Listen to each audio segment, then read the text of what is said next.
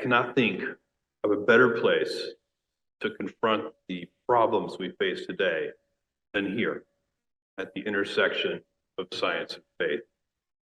Because of the problems that we face, they're so great because their solutions are so essential. The journey closer.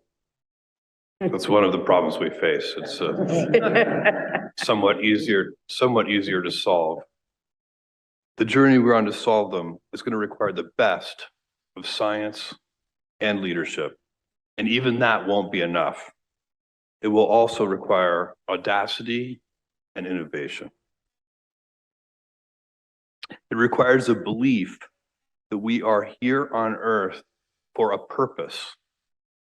It requires that we act today for immediate needs, but also that we have our eyes on a further horizon, a horizon much longer than our time here on earth.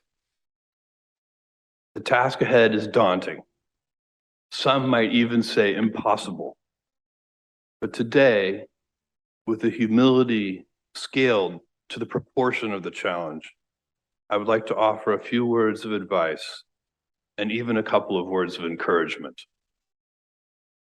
Before we set in on the problems of today, I'd like to offer some encouragement from the challenges of the past, a recognition of the remarkable progress that we've already made. When people wish for the good old days, when they glamorize the past, they fail to appreciate that life has improved drastically in many ways, even over the past few decades. When I was born in 1964, the average person lived to only 53. Today, they would live to 73. In the same time period, world poverty rates have fallen by 75%, and adult literacy has doubled. And even though world population has grown greatly in that time, food production has risen even more rapidly. And of course, our progress isn't constrained to a single lifetime. If you go back to 1822, just 200 years ago, the average lifespan was 29. And 200 years ago, only 12% of people could read. Today, only 12% can't. In more recent years, technology has helped us make leaps and bounds. The energy efficiency of our transportation has improved fourfold in just the past 50 years. Computation efficiency has improved by a factor of many millions. And the cost of solar power, it has fallen 99% since 1979, when President Jimmy Carter installed solar panels on the White House roof for the first time. If we look back on our past with a watchful eye, what we see is a message of hope. We have been confronting challenges since we have been writing history, and we have always found the faith to rise above them. Nevertheless, once again, it is time to sit down, find our faith, and get to work. Because despite everything that those who came before us have already done, we still find ourselves in a world with astronomical need. Our past achievements must be used to inform today's problems, but not mask their reality. It is time once again to do what many will say is impossible. As we all know, in 2015, the world agreed to 17 Sustainable Development Goals for 2030. We gave ourselves 15 years. One would hope that we would find ourselves on track. Unfortunately, we are falling short on almost every goal. This year, the rising cost of food and fuel and fertilizer has been estimated to push another 100 million people below the poverty line. It's estimated that by the time we reach our 2030 deadline, half of the children graduating from school will do so without the skills that they need to succeed. Why is this happening? Why are we falling short? It's in part because we as a species have now grown to occupy every corner of our world, every crevice and peak explored and exploited. The pressure that we're placing on our natural world can no longer be ignored. Compared to the planet, humanity used to be small. Our impact was minor. But for some time now, we've wielded the power to cause significant impact to the planet. Consider the resources we use. Over the past 100 years, our use of natural resources has increased 20-fold. If we continue as we are, the next 100 years will be the same, another 20-fold increase in our tax on this planet. Just think, by the end of this short century, we will be using 400 times more natural resources and energy than we did in the year 1900. A year when we had already begun to fill our atmosphere with the byproducts of an industrial age. The earth is a fragile thing, more fragile perhaps than it appears.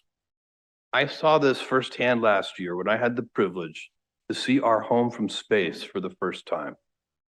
I had been warned that the experience would change the lens through which I viewed the world, but I was not prepared for just how true that would be. Looking back at our home from up there, the atmosphere is so obviously tiny, finite. And at the same time, it was also the most beautiful sight that I had ever seen. That moment only deepened my faith that we must do everything we can to protect this place and preserve its beauty. My experience reminded me of something that the astronaut Jim Lovell said when the crew of Apollo 8 was circling the moon. Lovell looked back at the Earth and realized something important. I'd been hoping to go to heaven when I die, he said. Now I realize you go to heaven when you are born. Lovell was telling us all something crucial. Earth is a paradise, and we must protect it.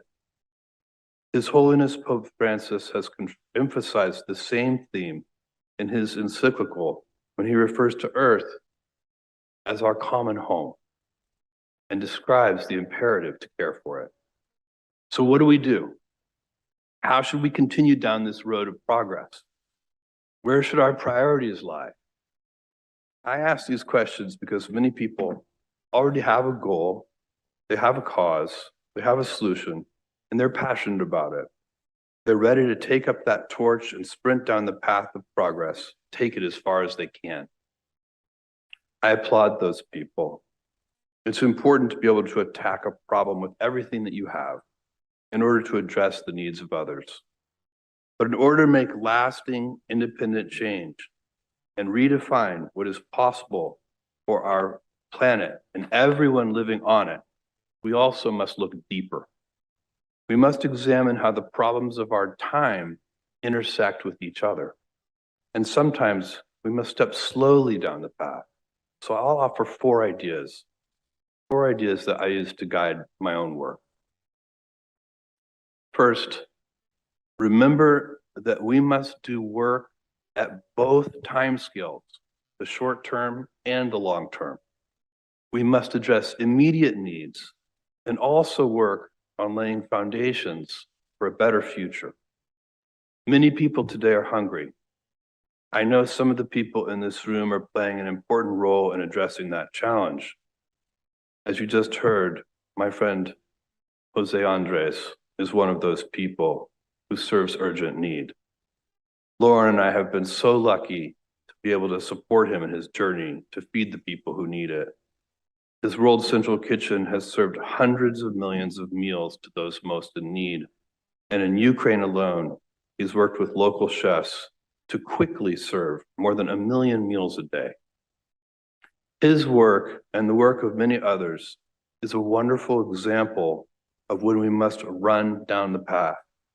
When people are in immediate danger, when crisis is looming, that is not the time to find the most sustainable solution, the one that will solve the problem, not just in the moment, but forever after.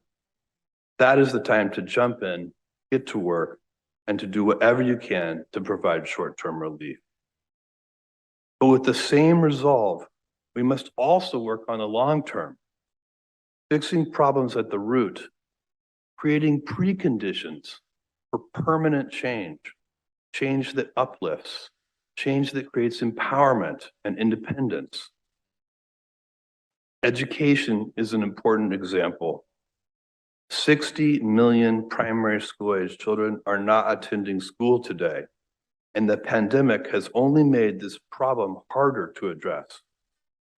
The Catholic Church itself has done so much to address this need. It remains the largest non-government provider of education in the world, educating 62 million children from preschool through high school. That gift has changed the lives of so many people, including my own. When my father came to the United States from Cuba, alone and speaking no English at the tender age of 16, the Catholic Church took him and 15 other Cuban boys under their care in a mission led by 2 priests in Wilmington, Delaware. They housed him and educated him and gave him opportunities he wouldn't have had otherwise. Later, the circle continued, and he passed those opportunities on to me. Sitting here in the Vatican today, I would like to thank the Church for that gift.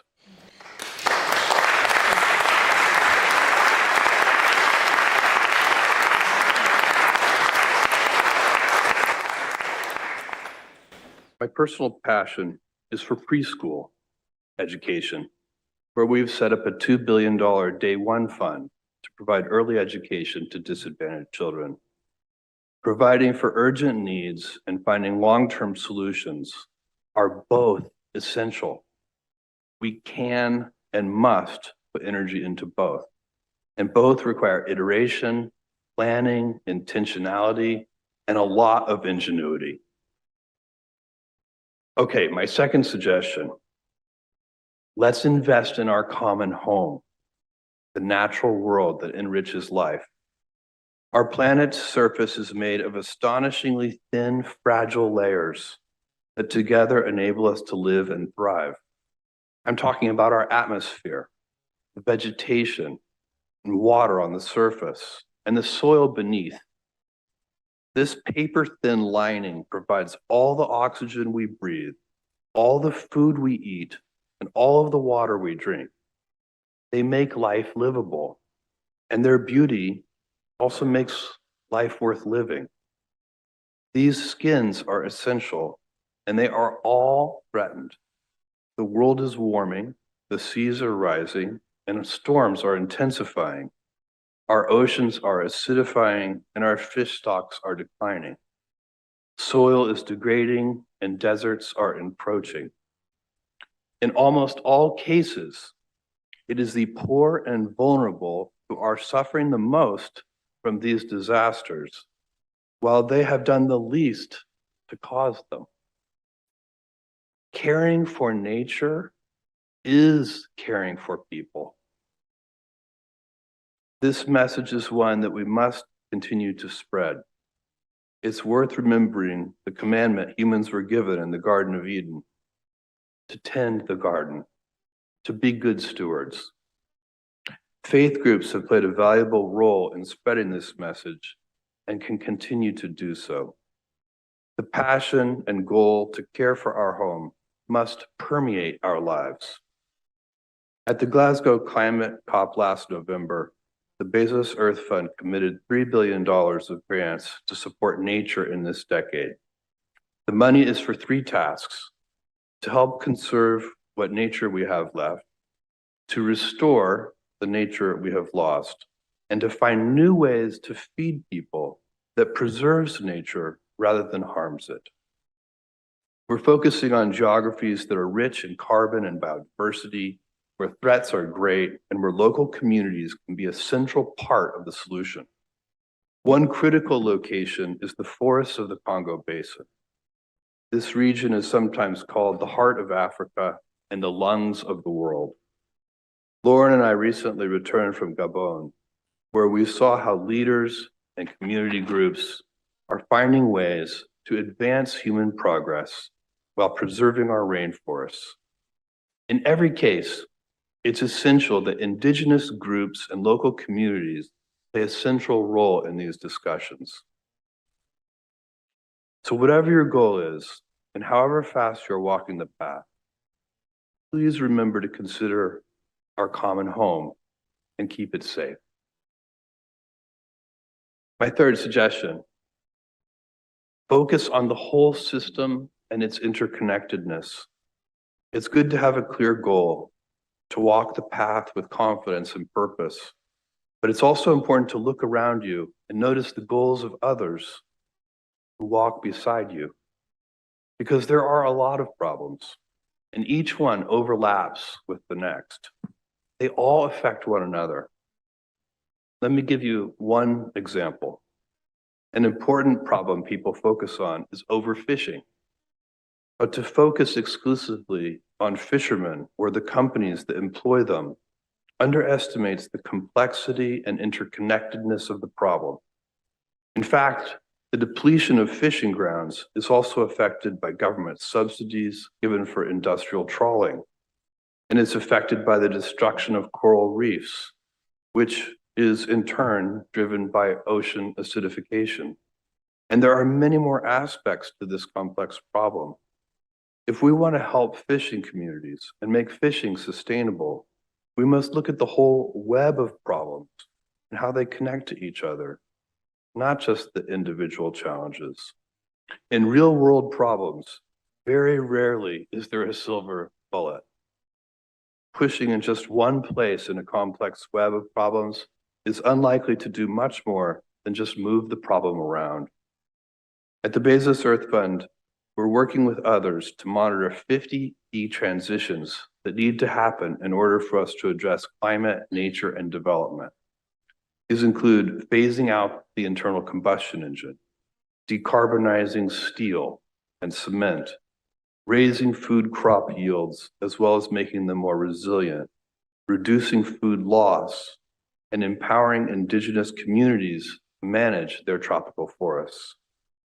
For each of these factors, we tried to identify how close they are to positive tipping points, and what are the barriers that we could perhaps help remove in order to cross these tipping points, whether that means investing in research or running a pilot project, doing public policy design, or monitoring and transparency. These obstacles require new ways of thinking and acting. Some in policy circles call this systems thinking. All aspects of the problem must make progress simultaneously. My final piece of advice: be curious, explore, invent, redefine the impossible. Look at any breakthrough in human progress: universal childhood immunization, the microchip, renewable energy. They all happened because a group of innovators refused to accept the status quo. The path was rarely easy, and there were many obstacles along the way. Even well-meaning people would whisper, "This will never work." But work it did. Often, you must not follow a path, but forge a new one. Space exploration is an example of forging a brand new path. When Neil Armstrong stepped on the surface of the moon, he redefined the impossible. As a 5-year-old boy, I was one of the many people who got to watch that moment. I spent my childhood watching Star Trek, making models, and turning the garage into a laboratory for all kinds of contraptions. I was determined early on to build a path to space. Some people ask me why. Why invest so much into space when there are so many problems to be solved on Earth? The reason is simple. Investing in space will help preserve the Earth. Our motto at Blue Origin is "for the benefit of Earth." We go to space not to abandon our home, but to protect it. Consider energy. In space, the sun always shines, and we can collect energy in almost unlimited amounts. Energy and other resources can be harvested and used in space without harming the Earth. Earth is a garden that should be tended. Blue Origin's long-term goal is to move all polluting industry off Earth. That path is long, and we won't see its end in my lifetime. Somebody else will have to pick up that torch. But for my part, I would like to do everything I can to build a road to space so that whoever comes next has an easier time than I did. And as this journey progresses, we will find things that we do not expect. Curiosity is an invaluable trait. It allows us to make discoveries that we didn't even know were there to be discovered. Curiosity enabled Copernicus to show us our place in the universe, Newton to explain gravity, Curie to open our eyes to the atom. They were dreamers and explorers. They forged a brand new path for builders to walk upon. Builders who used the dreamers' discoveries to change the world. So my final point, our human challenges are big, but walking side by side, working always together, our human capacity to solve them is even bigger. Don't lose faith and never, ever let anyone tell you it's impossible. Thank you all so much.